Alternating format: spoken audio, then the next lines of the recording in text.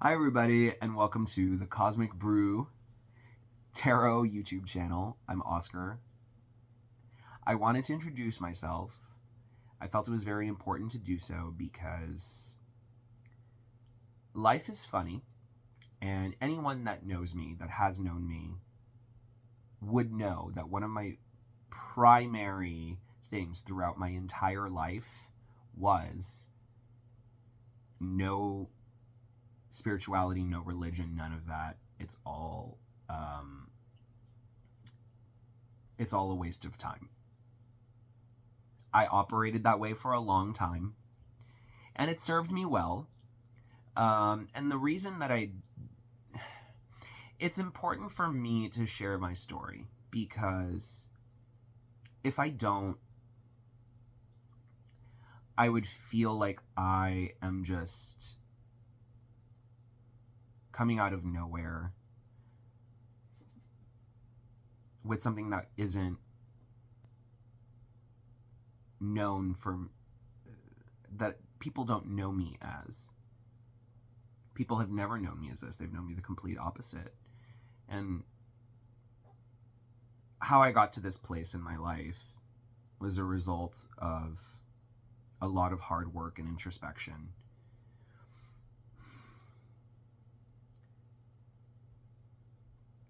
Growing up, I was exposed to a lot of spirituality. And even in middle school, I was really big into like astrology. I would literally like draw entire birth charts. Like I would calculate it and everything, and I would do it by hand for my friends, and then like it was a whole thing. And I was like super into it.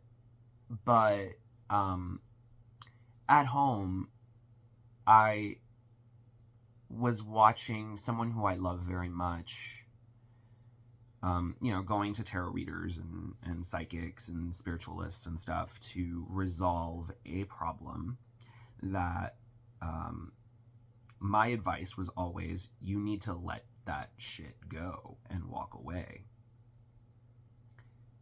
Because all you're doing is prolonging your suffering. And it just kept, instead, these people seemed to be, I mean, I obviously wasn't present for the readings, but what it seemed to be doing was just further enabling wishful thinking. And I kept watching the spiral continue and continue with this person who's very close to me, who I love and I wish the best, and I've always wished the best. But it was infuriating. It was infuriating to a point where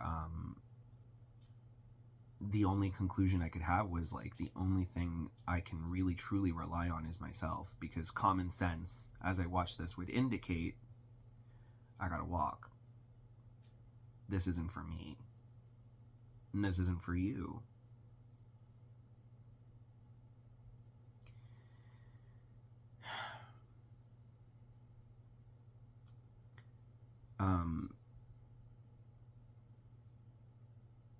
I had a great life. I'm 35 now, but my 20s were phenomenal. I met my now husband at 20, and it's been 15 years together, 5 years married, which I'm so incredibly grateful for. He's my rock. And I always knew that like he was a very spiritual person, but also like in a very private way, which I was like respectful of. I'm like, I'm glad that you keep that to yourself, away from me, because I just don't want to have to deal with it. I want to leave my house so bad.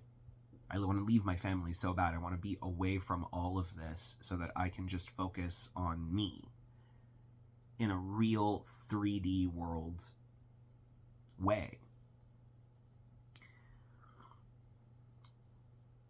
And my husband respected that also. He knew how hard it was for me. But at some point, he started expressing interest in furthering his spiritual practice, you know, and he started getting into like tarot and crystals and, you know, buying books on manifestation and astrology and green witch and whatever. And I I got I was infuriated. I I felt, and obviously I don't feel this way anymore, but I felt stupidly, I felt betrayed because I had this expectation of my life that I would be divorced from this stuff finally, so that I could finally heal. And I had healed, but I guess I didn't heal enough because I couldn't even tolerate it.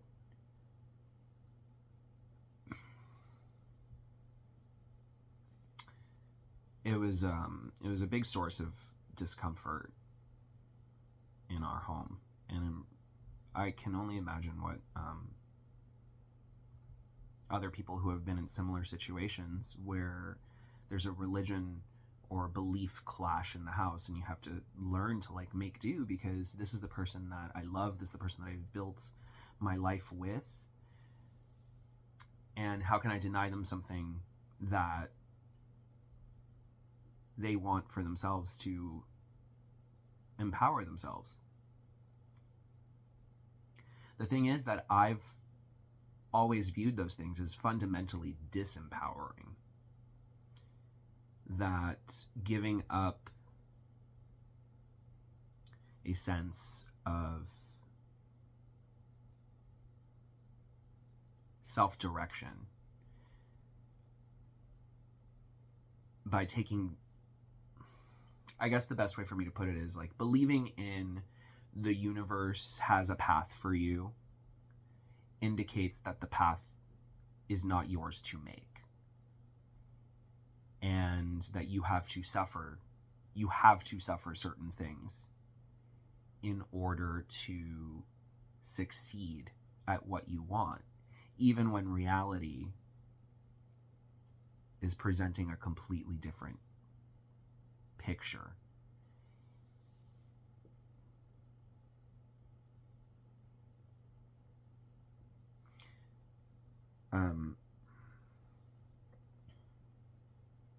So anyway, this was kind of a point of contention, and all I could do was just really tolerate it. I mean, my husband really stood his ground, as he should have. And I said, just keep it to like a little corner at least. I don't want this stuff all over the house. It's just like it is bothersome to me. And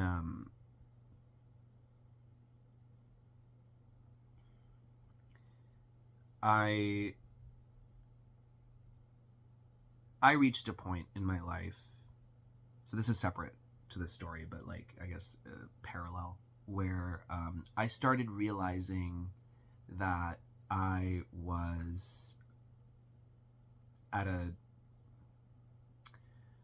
dead end. I realized, and which is weird because what I built for myself was a huge chosen family, a house, 2 dogs, cats, like, I had a good, respectable job. And,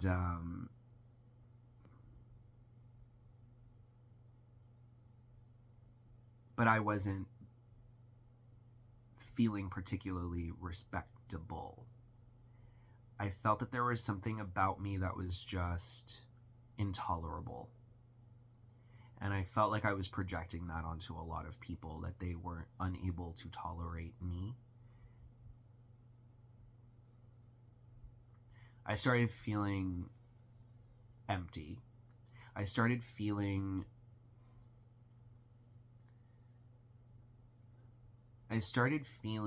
like people needed me in a way that I wasn't able to give them.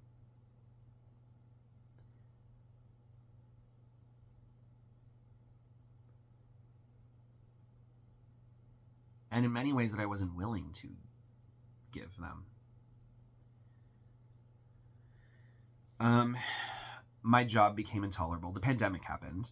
That was a big shift in my consciousness, because I mean, like, in my life, I was just on it. I was doing 100 different things, and I was able to manage it all beautifully. The pandemic hits. We stay in.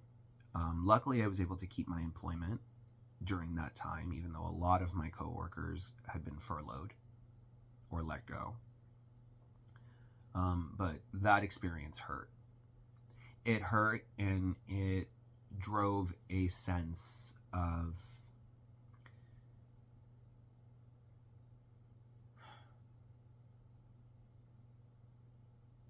knowing that I am fundamentally expendable to who I work for, because there were great people that were let go for the company's survival, understandably so. Decisions have to be made in hard times, and I couldn't feel guilty about it, but what I did feel was anger and resentment.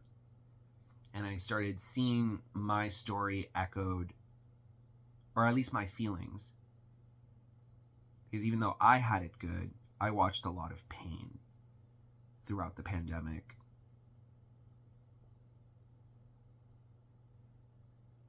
And I hated how it was just, everything was being managed. I hated all of it. Absolutely hated it. And I saw my job as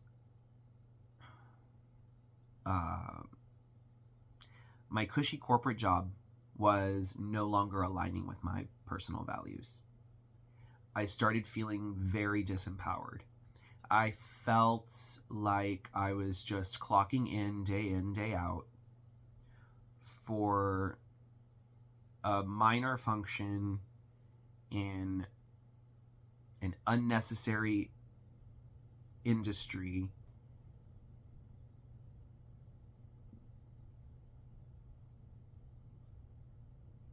and it just felt empty, and it felt infuriating to be asked to go above and beyond for a company that couldn't go above and beyond for its employees, because it's not like the people at the top took pay cuts to ensure that more people under their care were not hurting during that pandemic. And I took it out on a lot of my coworkers, especially my managers.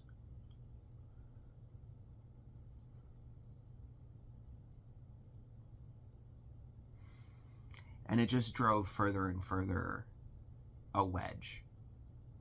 It was so noticeable. I was so miserable. I would have panic attacks. I was having panic attacks prior to the pandemic because I wanted to quit so bad. I knew that I had to quit, but I'm glad that I didn't, because if I had, I would have been really screwed during the pandemic. But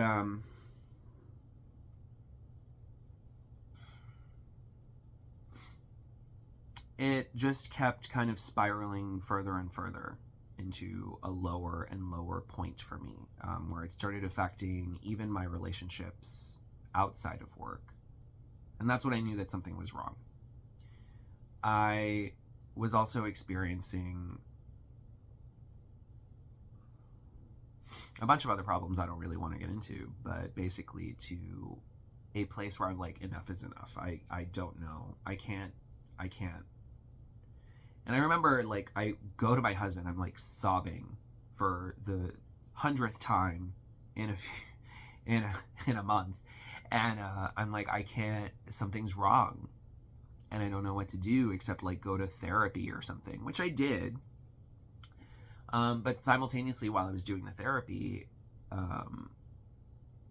Adrian was like, is there something that I can offer, like meditation practice or something? Because for me, one thing that I did always say is that the one form of spiritual practice that I'm about is anything that's about quieting yourself and developing your mind space, right? So I was like, meditation is very much for me. So Um,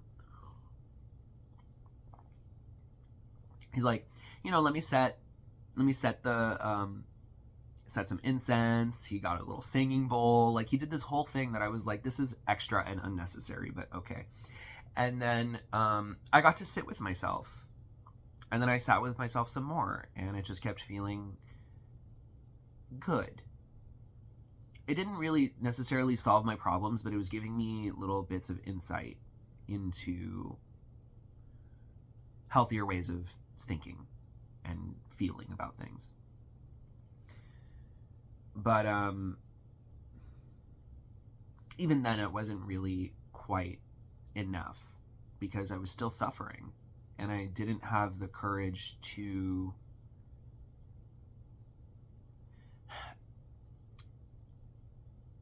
fix it.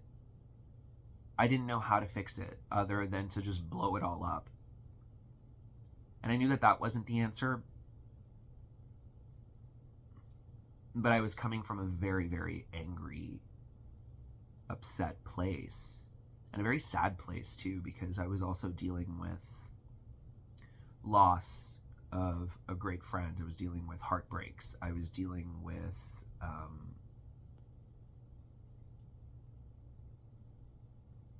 just the world in general. At that time was chaos.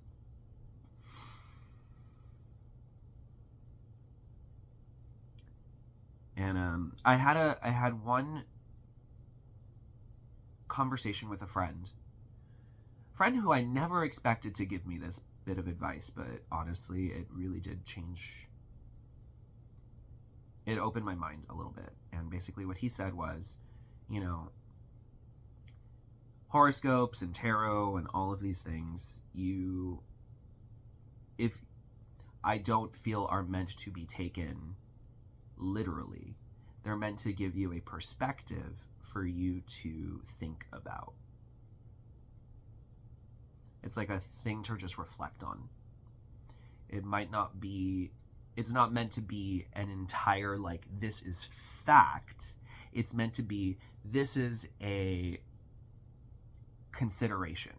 Have you considered that this is what the landscape is in reality, emotionally, mentally? Underlying motivations and desires. Factors that maybe you are not paying attention to.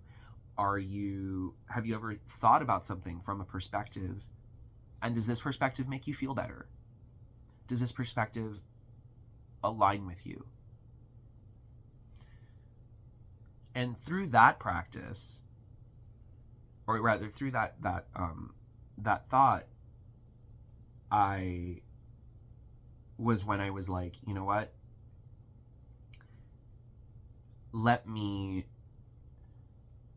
I'm at a place where I feel like is my lowest. I need to open up towards something. And I had a very good friend who was coming over to give my husband, just a simple 3-card kind of tarot reading. And, they offered for me to sit in and watch, and I did. And then after watching it and knowing what my husband was going through on his end, because he was also dealing with a bunch of stuff, which added to the stress, I said, okay, do me. And my friend read for me. And it meant a lot.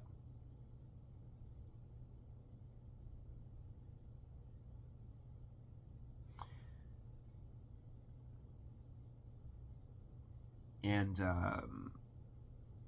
I started studying the tarot cards because I wanted to know more about the meanings of the cards so that I could be better versed in the language of tarot.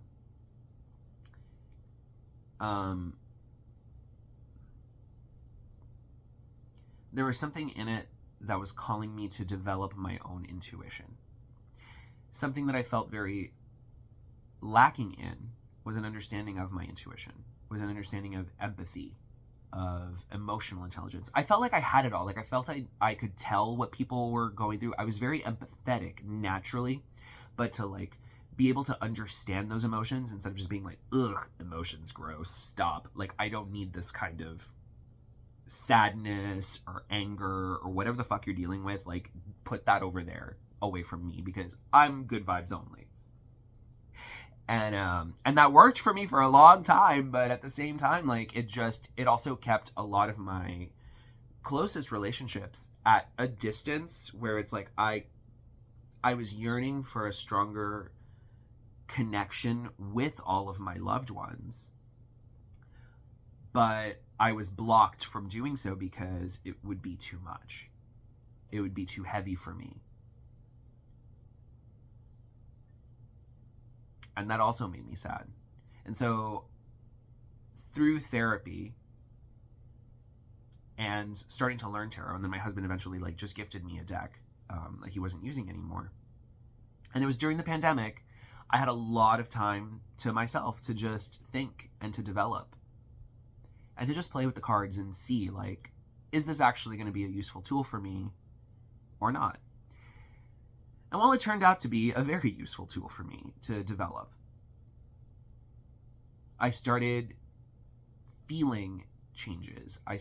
The way that I was thinking about things expanded in a way that I wasn't afraid of anymore.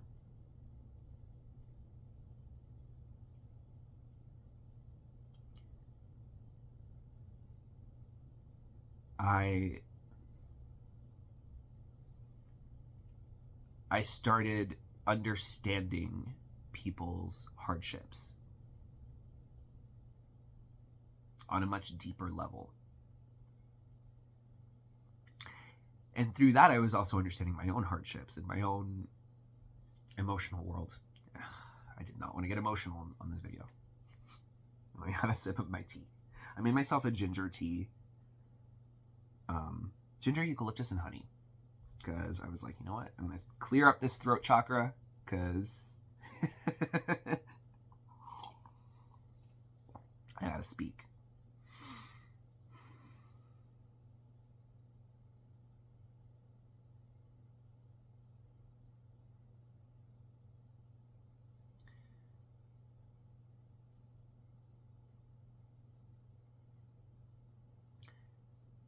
Eventually, I started doing readings for just my husband because I was like, I would like to practice, what it's like to read for someone else. And then we would experiment too with like tandem readings where we would like do stuff together, and that's always great. It's actually been like a great conversation starter for us. Like when it's like we know we have important stuff to talk about, but now we need to talk about them and frame them in a perspective that's actually going to be helpful for us.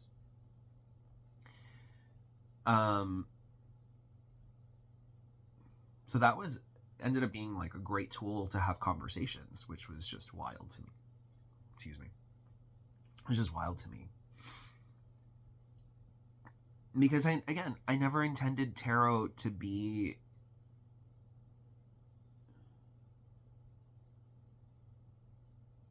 anything other than just a window.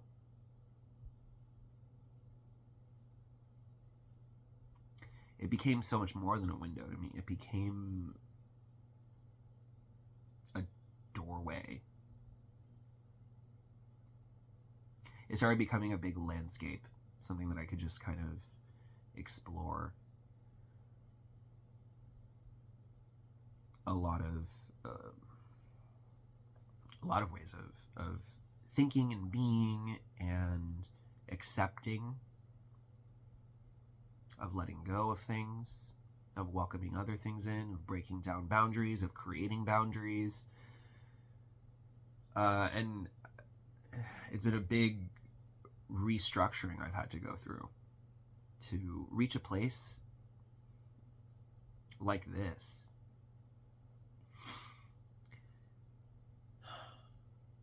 Eventually I offered to practice with some friends, like just do a reading. And I offered to do a reading, but I was like, listen, I might have to like look at the guidebooks. I might have to do this, whatever. Like I might have to, because, I'm still practicing, I'm learning. And they're like, yeah, it's cool. It's fine. Go ahead.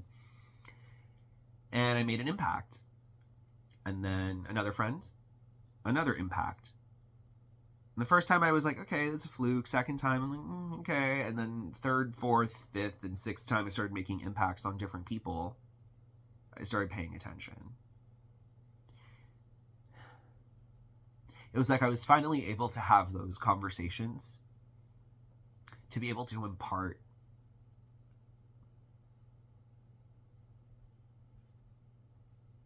my wisdom, but also to be able to like take in the energy from somebody, which I've always been able to do, but then be able to churn it out in a way that's actually an emotionally intelligent conversation.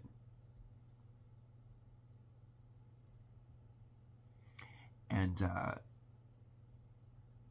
I'm so thankful that I've been able to have those experiences with my loved ones, and with even new friends. New friends have been made as a result of that.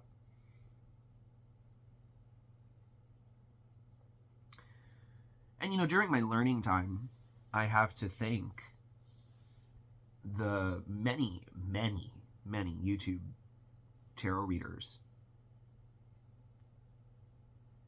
that I was just watching do their work, listening to while I was at my job, so that I could learn how they were interpreting cards, how they were addressing things. I was expanding my language. I was expanding a knowledge base. I was taking things in that resonated with me, not necessarily with my life, but in a more holistic, like mantra kind of way. Things that made me feel like, yeah, that is a fundamental universal law that I am about, right? Things like that. And through both listening to how they interpret the cards, but then also taking what resonated and interpreting them in my own way, and like how, because I also had an understanding of the cards, I was able to continue to really process my internal world and be able to identify what is happening on a general reading for an entire zodiac sign. What is it that is impacting me from that? What am I taking away from it? And I felt like every video that I would watch, I was able to take away a nugget. I was able to take away a nugget. Just like my friend kind of said, something to reflect on. And that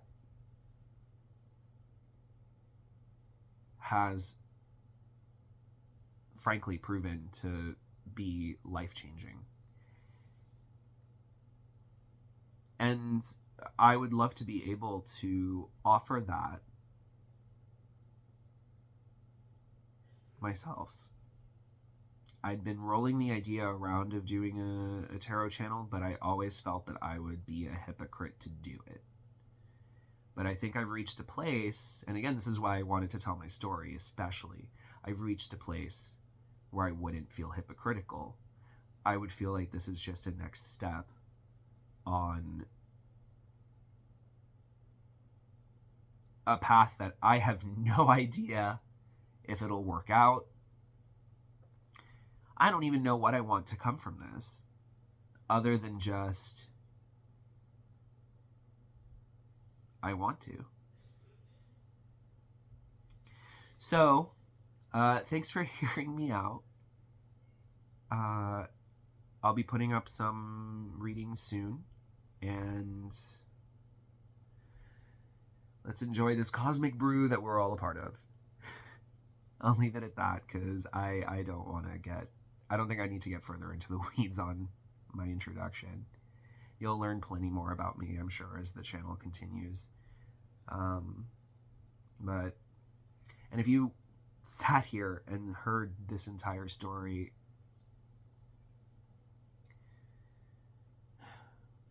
thank you. And I hope you can feel that you're in good hands here. So with that, thank you so much, and I will see you, hopefully. Like, share, subscribe. I have to remember to start doing that. Like, share, subscribe, comment, and yeah, I'll see you.